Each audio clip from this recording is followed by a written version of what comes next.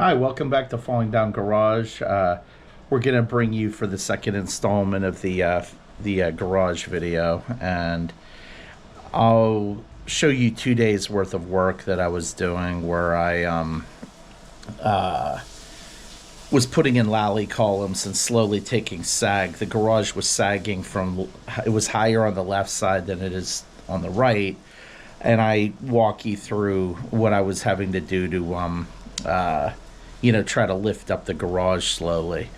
And the fun part about me showing these old videos is I'm going to start working on the garage again soon. These videos are from 3 years ago, but I'll start to catch you up. I got thought blocked with the place and didn't really know what to do without tearing it down. And I later kind of came up with some ideas, so I'm going to start implementing those, and then I'm going to pick up where I left off and then get the thing moving, because I could really use the space, to be honest with you. Plus, it's mine. So stay tuned. We'll be right back, or way back, 3 years back. This is the daytime, next day. So I did a quick sanding with these disc attachments that have flaps on them, and they took the old paint right off. And while it would require a lot of prep, if I really wanted to, I could save it. And there's a window here which I hope to be able to, I could reglaze it. It'll need a lot of work. It's probably not worth it, but you're required to have wood windows in this area if they're visible from the street. Although somebody previously put a Stanley door. That thing is gonna get replaced in some capacity. I just haven't decided with what, but I hate it. So I'm tarping up right now to kind of not rub my nose in the rub it in the nose rather of the township while I'm doing the work. I had the wall fall off yesterday, but I kind of want it to be there in the time while I'm framing it, and then I'll replace it with new studs. Look at what insect damage can do when it's left unchecked. So this is pretty horrific. You can see my lally columns from yesterday. All the studs dropped, so you can see the visible sag. And here's a grounding rod from when it had electrical power, the meter, obviously. You can see the windows just sagging. Everything's just falling apart on this place. And over, let's see, which one of these poles? Yeah, this pole here would have been the feed for the electric. And you can see what trumpet vine is capable of doing to a house. There's the old service right there. So, and my foundation's falling off the wall. This should show you how bad the sag is. There's the metal roof. I'm not real proud of how I did it on the right, but I didn't build the garage to fit the roof. I inherited it. Look at the horrendous damage there.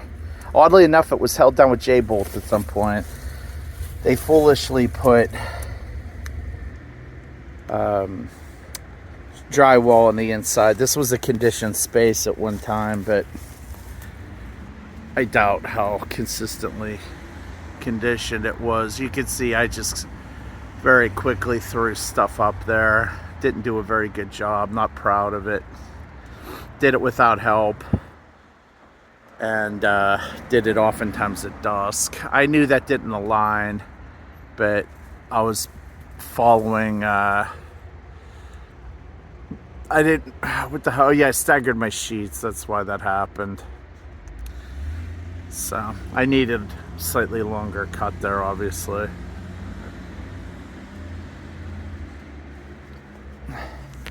So this has a belly in it. You can also see the sag in the line of the Dutch lap. The Dutch lap's a blessing because it shows all the issues, but it also shows everybody else all the issues. And this has swing hardware instead of track hardware, but yet it has some modern touches like the capping there. So sorry for the turn there, but you can see the foundations falling off the wall. The original garage stopped sooner. And it was right here was where the end of it was, which would come out right here. That was a long time ago, so maybe I'll go back to that. That'll make the foundation easier, but I don't really want to give up the square footage. To be determined. Not my best cinematography, but I tarped up the back, as mentioned before, to just sort of keep the visuals contained. And here are remnants of the original siding, most of which probably won't get used, but I may choose to resurrect a few of them. To illustrate how bad the rot is, here's some more. This is off the barn right here. Sorry, this lens is pretty telephoto, backing out. Right there, and that's a corner piece of trim which came from the back, which is now covered over with the tarp. These doors are swing doors. They're mostly salvageable, believe it or not, but they need a bottom piece, and I'll probably scab in some trim and give them some more detail, which will splice. I shouldn't say scab, that's slang. That will obscure what's really going on with them, but I would have to put in a can strip and fill it with a lot of caulking. Otherwise, it'll just be a place for water to collect. Water is always the enemy. If you keep a building dry, it will last, you know, forever, basically. Wood-boring insects don't like dry wood. So you can see what we're dealing with there.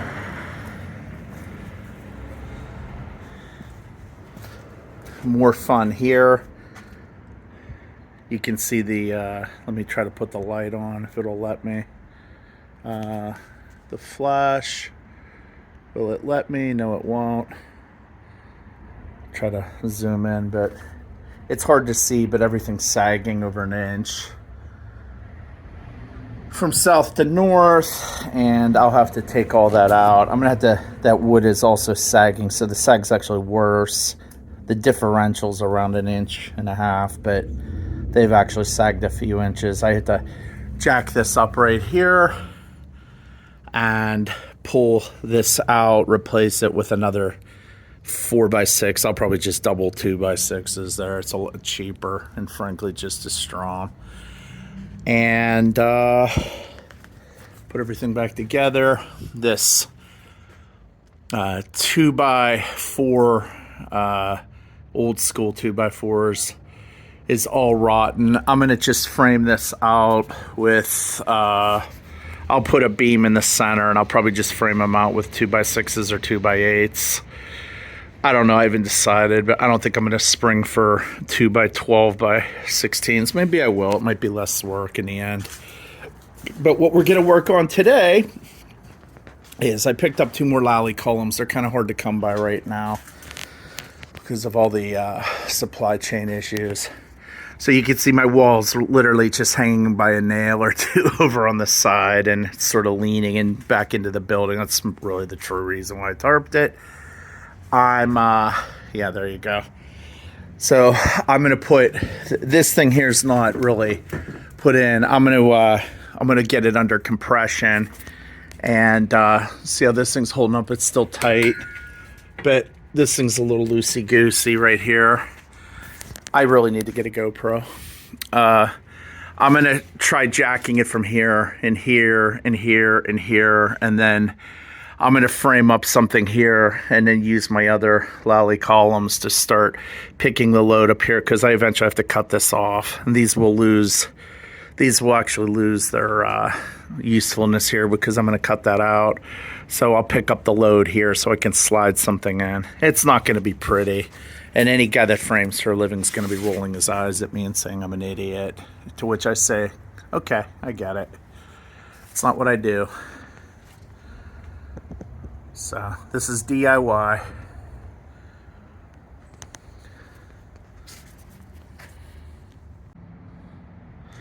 Interesting. You used to be able to flip the camera, but I guess it's only when you're in stills, so could be wrong. That second lally column from the left, I'm in the process. It's a little, it's leaning to the right. So I have it on what's the sill plate, and it is bolted in. I might have to, it's bolted in 3 or 4 places. One didn't take. I'm not a mason. I'll probably just throw a wedge anchor bolt in there, but I'm going to get it tight. I had to go inside for hearing protection because I'm going to be smacking the beam with a rubber mallet. It starts to get annoying after a while.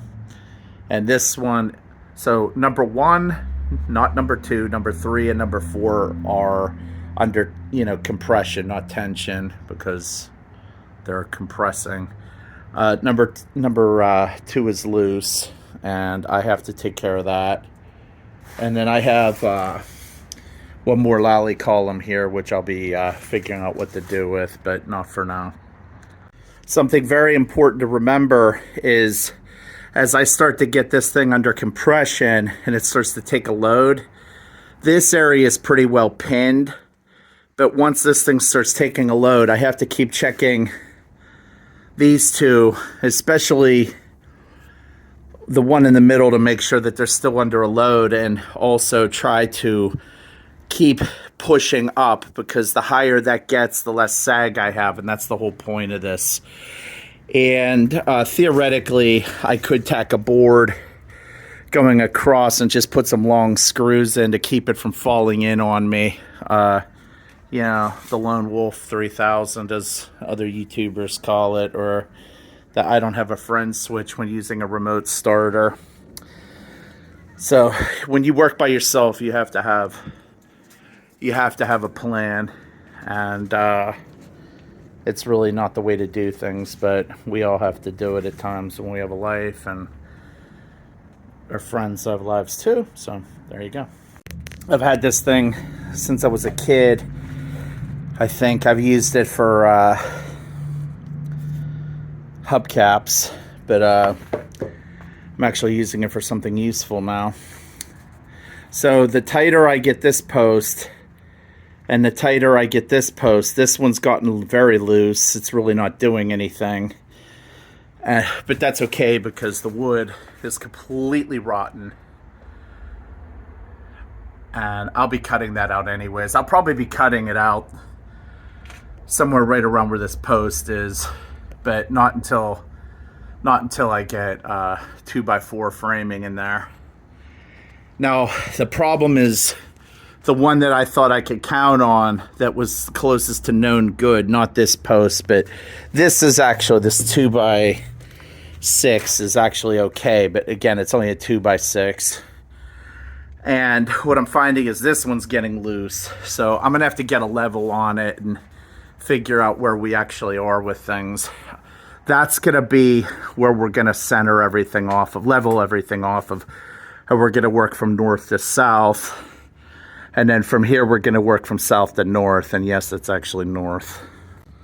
So I went to smack it down at the bottom, and there's screws, and I finally started paying attention. I'm out of room. So I either need a taller lally column, or I need to kick some supports under there. What I'm gonna do is I'm gonna just take it out and put this thing back in eventually. That I should have used any piece of wood besides that.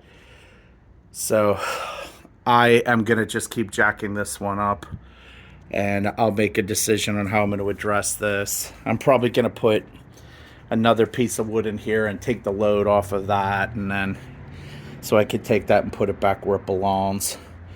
But I'm missing a J bolt, so one of them didn't take. I accidentally put sand topping mix in, so what I'm doing now, I took out that lally column, and I used a little bit of sand topping mix, and then tried to salvage it mistakenly by putting Type S mortar mix in it, when I should have just had Type S mortar mix. Not mortar mix, geez Louise. Just regular concrete. So I had to chisel and scoop that out with my breaker bar and redo it. And then I can put this thing back in. That piece of wood, not the lally column. Here's a good J bolt right here. That one I didn't screw up.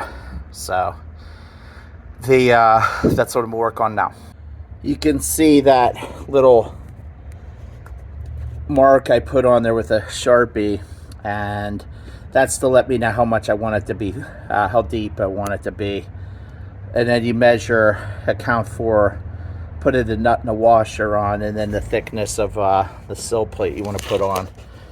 So write everything down, as they say, measure twice, cut once, and practice how to do masonry work before you do it.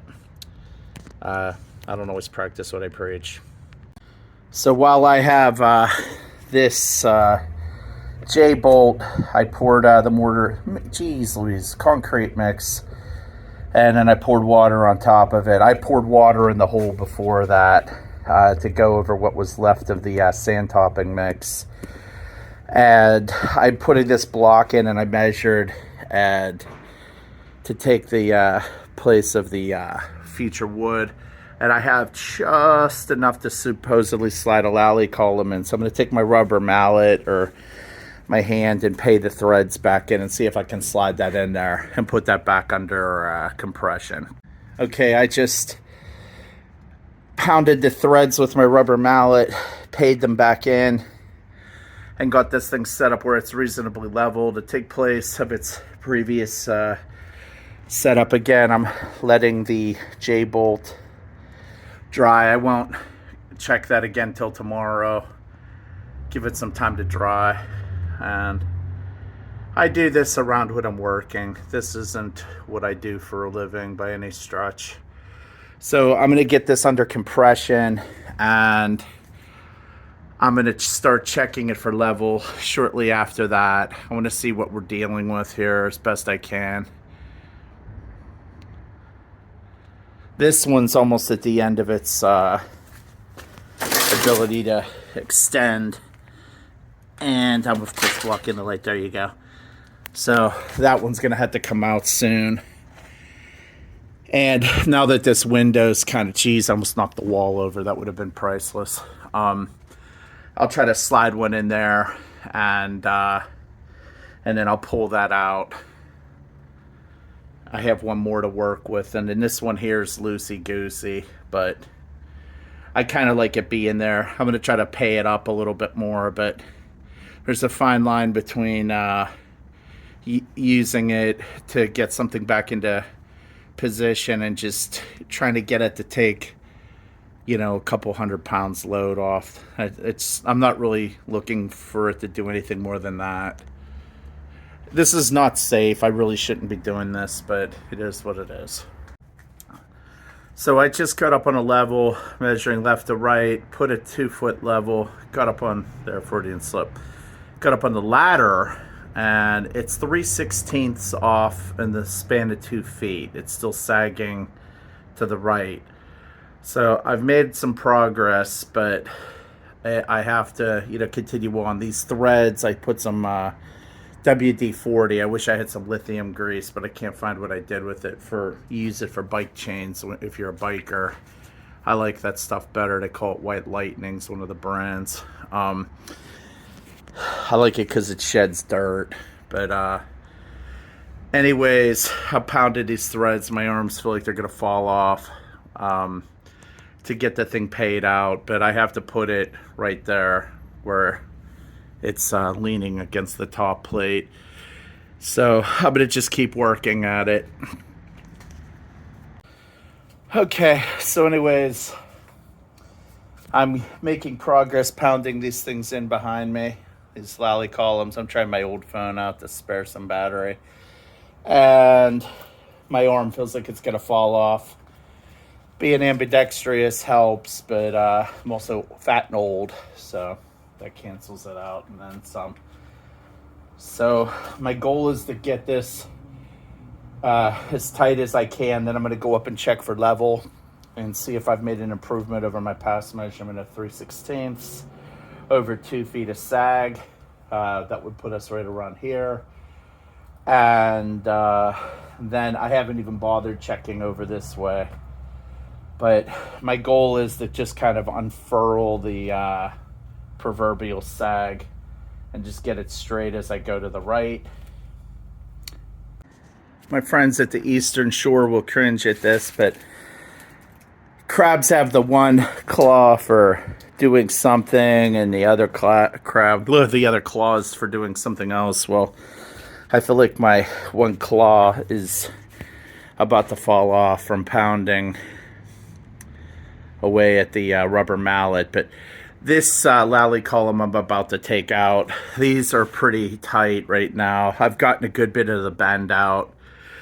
I'm at the most 1/8 of an inch out of whack between the two, but probably closer to a 16th or a 32nd. This one, the spread between here and here, I haven't checked yet. But I'm going to remove this and then replace it, excuse me, with a shorter one, the next size down. With supply chain, it's hard to get stuff, and I'm trying not to waste lumber. I have a multitude of bottle jacks here, but you've got to sacrifice lumber to do that, so I'm trying to work on the cheap. If you want to call $6,000 in materials and counting cheap, you know, cheap. So I'm going to pull that out, put another lally column kind of in the same place after pulling this out, but it's going to be a shorter one. It's going to sit on the future sole plate. And I'm going to put it in roughly the same spot. Then I'm going to jack it back up and try to take some more of the sag out of there. Now over here is a problem because we have, I might have a flashlight in my pocket. I actually do. We're missing some shit here, We're missing some stuff, and I can't really correctly fix this until I cut this damage out and replace it with new lumber, which I've talked about ad nauseum. So I'll shiplap that, pin it in multiple places. I might even put metal dowels in. I don't know. I tend to over-engineer things when I care. But I don't want my grandchildren to think I'm a jerk, as if my grandchildren will actually own this place. At least one of them, I hope. Who knows? But so this back wall actually takes up this space, and then the right wall stops here, as you can see. So the right wall is going to get done third. The left wall gets done fourth. The front wall, which is, there's barely anything to it, is the second. So I'm trying to do this as easily as possible. Okay, something pretty cool just happened. I went to tap lally column A, number 1, whatever you want to call it, and it was loose, which means these are taking the load off of it.